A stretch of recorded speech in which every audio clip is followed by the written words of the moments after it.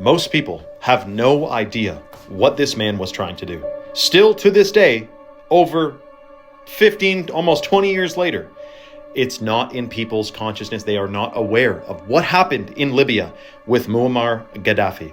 If you were to read the headlines, he was an evil psychopath who was an absolute nut job. And he was very evil. He did such mean things to his citizens, apparently. And I'm not disputing that. Like, this isn't like denial of whatever they say happened there. Apparently there's some chemicals involved in citizens and demonstrators and whatever. But listen, what is known is that Gaddafi had free healthcare, free electricity, interest-free loans. Newlyweds received 50 grand to find a new home. Mothers received $5,000 on the birth of a child. Citizens received a percentage of all oil sales and petrol, and it was 14 cents per liter. Government paid 50% of the price of your car. Unemployed Libyans received the average salary for their profession in benefits. But that's not the craziest part. Because you can do all these things and still somehow be evil, I'm sure. But what's not mentioned is the Great Man-Made River Project. You would not believe what this guy did to Libya to try to make it totally self-reliant, grow all its own food, have all of its own energy from oil, and be not indebted or, reliant on other nations for its prosperity.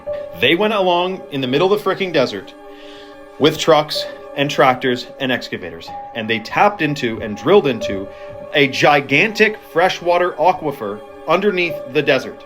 They tapped into this aquifer and brought billions of gallons of fresh, clean, pure, non-fluoridated water to the surface to try and make Libya, which was a desert country, an agricultural powerhouse, growing dates and all kinds of crazy stuff in the middle of the desert because they had an unlimited, basically, supply of water from this aquifer. The crazy part is that when NATO went in there, some people think, this is disputed though, it's a contentious issue, that they deliberately destroyed Libya's water infrastructure. And the contentious issue is that there's allegations that they used depleted uranium weaponry during the 2011 airstrikes.